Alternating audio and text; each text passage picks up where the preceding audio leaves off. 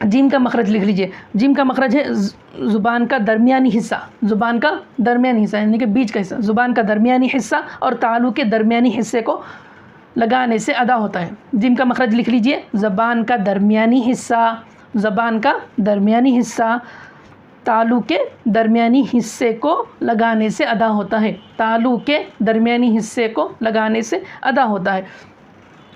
लिख लिए हैं।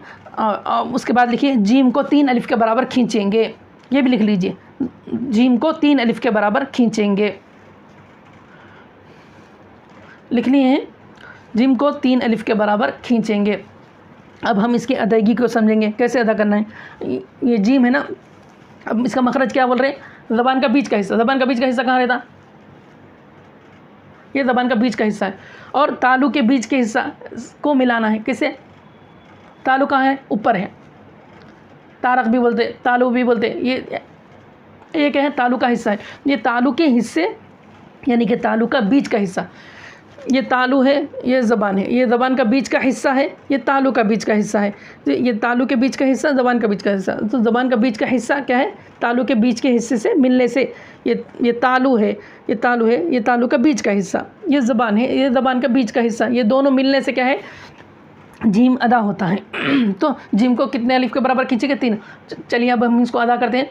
3 अलिफ के बराबर खींच कर पढ़ना है। कैसे, जीम, और जीम को कैसा पढ़ना है, सख्ती के साथ पढ़ना है। कैसे पढ़ना है, सख्ती के साथ, जीम जीम जी, ये जी जो है अच्छे से अदा करना है इसको। जीम 3 अलिफ के बराबर खींचना है, पूरा 3 अलिफ का बराबर खींचे, उसमें कंजूसी ना करें। जीम जीम ऐसा नहीं, अच्छे से खींचना, ज़ोर से बोलना, ज़ोर से बोलना। जीम जीम 3 अलिफ के बराबर खींचना। अब इसमें आमतौर पे जो गलती होती है वो क्या है, अजीम हो जाता।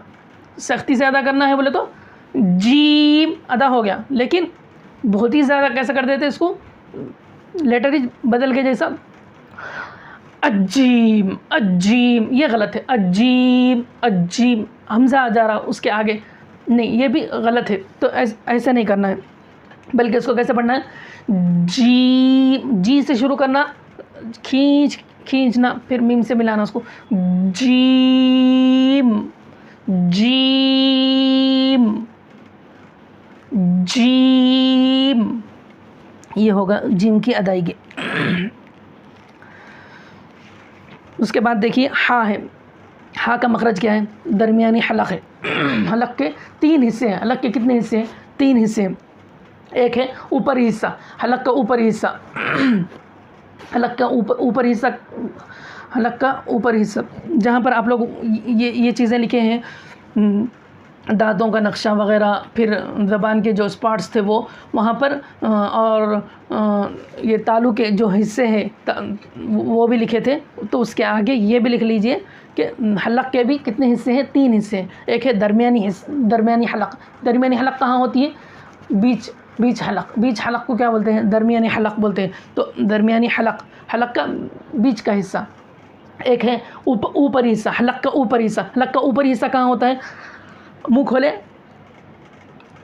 मुँह की तरफ, मुँह के अंदर, हलक मुँह के अंदर खुलता, हलक का ऊपरी हिस्सा। ये क्या है, हलक का ऊपरी हिस्सा है।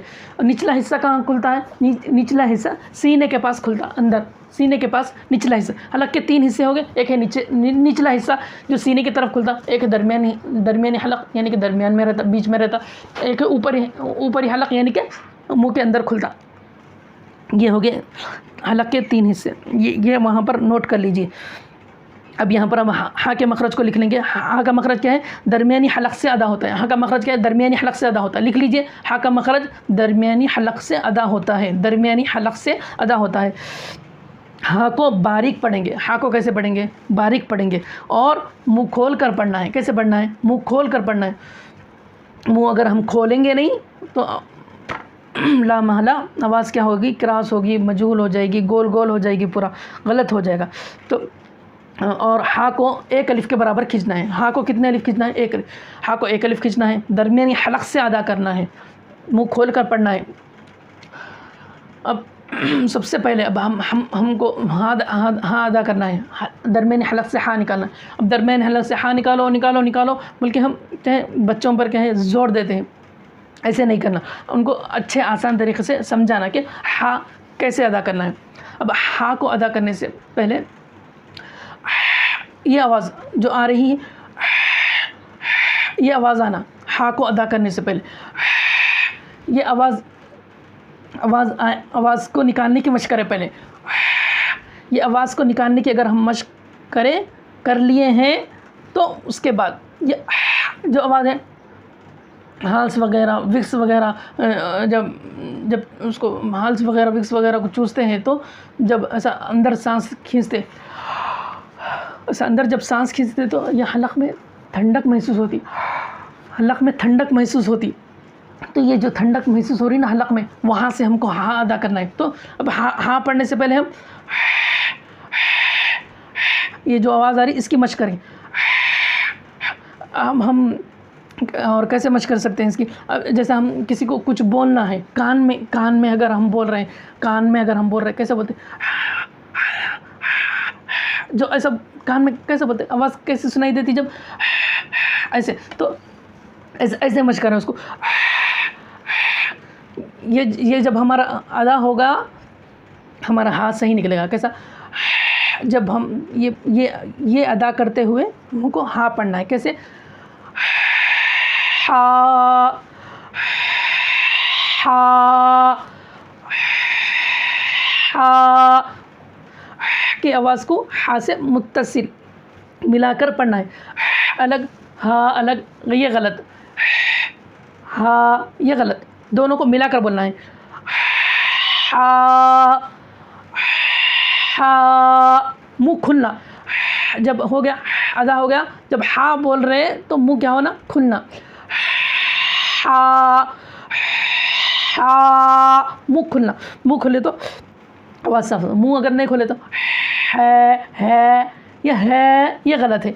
मुँह खुल रहा ही नहीं है, अंदर का अंदर आवाज़ दफन हो जा रही, ऐसे नहीं, मुंह खोल कर अच्छे से अदा करना, हा अच्छे से अदा करना, गोल गोल भी नहीं कर देना, हो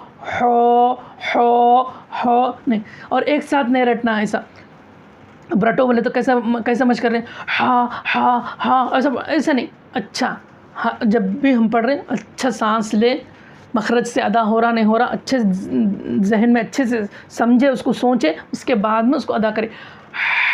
हाँ, हर लेटर के बारे में यही कैफियत अख्तियार करें, एक साथ लगातार ना रटे। हाँ, अब जीम रटे जा रहे तो जीब समझ रहे ही नहीं कि कहाँ से अदा करना है, मखरज अदा हो रहा भी नहीं हो रहा, उसकी तरफ भी तवज्जो नहीं, तवज्जो के साथ मश करना। सांस लेना अच्छी, उसके बाद में एक मरतबा बोलना, फिर से सांस लेना, फिर एक मरतबा बोलना, फिर मखरज से अदा हो रहा नहीं हो रहा, अपने आप में समझने की कोशिश करना। कोशिश हम करेंगे तो समझ में आएगा कि अदा हो रहा भी या नहीं हो रहा। ये होगी हाँ की अदायगी। उसके बाद में देखिए ख्वा का मखरज है ऊपरी हलक से अदा होता है। ख्वा का मखरज क्या है, ऊपरी हलक से ख्वा अदा होता है। ख्वा को पुर पढ़ेंगे, मखरज लिख लिए हैं, ख्वा का ऊपरी हलक से अदा होता है, ख्वा को पुर पढ़ेंगे, ये भी लिख लीजिए, ख्वा को पुर पढ़ेंगे। ख्वा को एक अलिफ के बराबर खींचेंगे, ख्वा को एक अलिफ के बराबर खींचेंगे, ख्वा को पुर पढ़ेंगे। पुर यानी कि मुंह भर कर पढ़ेंगे। ज़बान की पुर पढ़ने की क्या है, दो तारीफ़ें हैं। क्या है, एक तारीफ़ क्या है, मुंह भर कर पढ़ना, और दूसरी तारीफ़ क्या है इसकी, मुंह भर कर पढ़ना में ऐसे ना हो कि मुंह गोल गोल हो जाए, आवाज़ गोल नहीं होना है, मारूफ पढ़ना है। अब पुर पढ़ो बोले तो इसका मतलब ये नहीं कि आवाज़ गोल हो जा रही, तो मुंह को फुला के नहीं पढ़ना है, मुंह भर के पढ़ना है। मुंह भर के पढ़ना एक तारीफ़ हो गई। ज़बान की जड़ जो होती है, ज़बान की जड़ ऊपर की तरफ, ऊपर से ज़बान की जड़ को ऊपर की तरफ उठाने की कोशिश करना, तो लेटर्स क्या है ऑटोमेटिक पुर हो जाते। तो ख्वा का मखरज लिख लिए हैं, ख्वा का मखरज ऊपरी हलक से अदा होता है, ख्वा को पुर पढ़ेंगे, ख्वा को एक अलिफ के बराबर खींचेंगे। अब अगर ये लिख लिए हैं तो हम ख्वा को अदा करेंगे। ऊपरी हलक कहाँ होती है, मुंह की तरफ खुलती हैं, तो ख्वा को पढ़िए, क़